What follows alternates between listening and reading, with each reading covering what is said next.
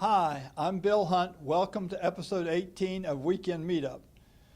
This week, Hannah is going to give you a report from the field of last week's St. Mary's Animal Welfare League Pet Fair that was here in St. Mary's County.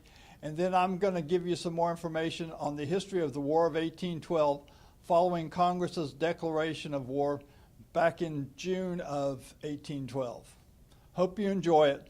Larry's behind the camera, running the teleprompter, and doing the other things that make this such a polished, except for me, presentation. Okay, we're gonna keep that. I hope we do. Hope you all enjoy that. Enjoy the show. Hello, I'm Hannah Pinkerton from Hannah's Pet Sitting and Homemade Pet Supplies. You're about to see a clip from the St. Mary's Animal Welfare League Animal Fair. Hope you enjoy. Good morning, I'm Hannah Pinkerton from Hannah's Pet Sitting and Homemade Pet Supplies. I'm here with my dog Jubilee at the St. Mary's Animal Welfare League Animal Fair at the St. Mary's County Fairgrounds. We've got lots of vendors here today, lots of pets available for adoption, and lots of fun activities. Here at my booth, I've got jerky treats available for sale, grain-free chicken jerky. I have my personalized pet blankets and my orthopedic pet air beds for sale. So that's all for the Animal Welfare League Fair. Not a problem. Here's some footage from the St. Mary's Animal Welfare League Animal Fair. We have pets for adoption, including cats and dogs, a variety of vendors, including rescue groups, trainers, pet sitters, pet supply sales, and others. And we also have fun activities like the pet kissing booth.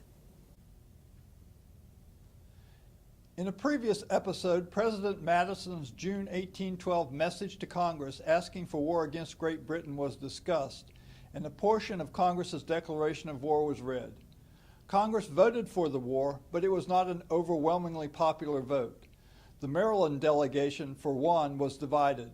6 of Maryland's representatives voted in favor, while 3 were against, and the 2 senators split, 1 for, 1 against. The source on the votes and much of what follows is Marine's book, The British Invasion of Maryland. Congress declared war on June 18th, and on June 20th, a Baltimore newspaper, the Federal Republican, published an editorial titled, "Thou hast done a deed whereat valor will weep." Without funds, without taxes, without an army, navy, or adequate fortification, our rulers have promulgated a war against the clear and decided sentiments of a vast majority of the nation. We mean to use every constitutional argument and every legal means to render as odious and suspicious to the American people as they deserve to be the patrons and contrivers of this highly impolitic and destructive war, in the fullest persuasion that we shall be supported and ultimately applauded by 9/10 of our countrymen, and that our silence would be treason to them. We shall cling to the rights of free men, both in act and opinion, till we sink with the liberties of our country, or sink alone. This was not the first time the paper's editors, Jacob Wagner and Alexander Hansen, had criticized the Madison administration. Supporters of the war were ready with a violent response. 2 days after the Valor Will Weep editorial, a mob wrecked the printing office, smashed the presses, and demolished the building. Undeterred, the editors remained determined to exercise and defend their right of freedom of the press. The paper was relocated to a different building and another edition printed. This building was also attacked by a mob, bringing a cannon along this time. The editor Hansen and a group of friends and supporters were in the building at the time. These defenders of freedom of the press surrendered and were taken to jail. The next night, a mob stormed the jail. 8 of Hansen's supporters escaped. For the 9 who were captured, a butcher beat them down with a club and flung their bodies in a pile at the foot of the stairway. The mob fell on the senseless bodies, beat them with clubs, thrust penknives into their cheeks, poured candle grease into their eyes, and finally gave them to the jail doctor to make skeletons of. 1 was killed. Another, having been beaten and mutilated, was tarred and feathered. Another, General Henry Lee, survived but was crippled. General Lee is better known as Light Horse Harry Lee, a cavalry officer during the American Revolution. According to Encyclopedia Britannica Online, upon the death of George Washington, Lee, who was then in Congress, wrote the memorable tribute, "First in war, first in peace, and first in the hearts of his countrymen."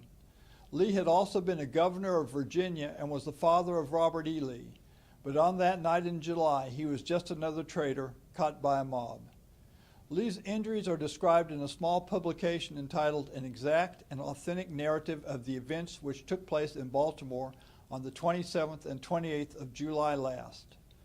While General Lee's body lay exposed upon the bare earth, one of the monsters attempted to cut off his nose but missed his aim, though he thereby gave him a bad wound in the nose. Then an attempt was made to thrust a knife into his eye, but the knife glanced on the cheekbone. Lee's body then was allowed to drop on top of Hansen, who had also been wounded. While recovering, editor Hansen wrote about his partners in persecution and suffering.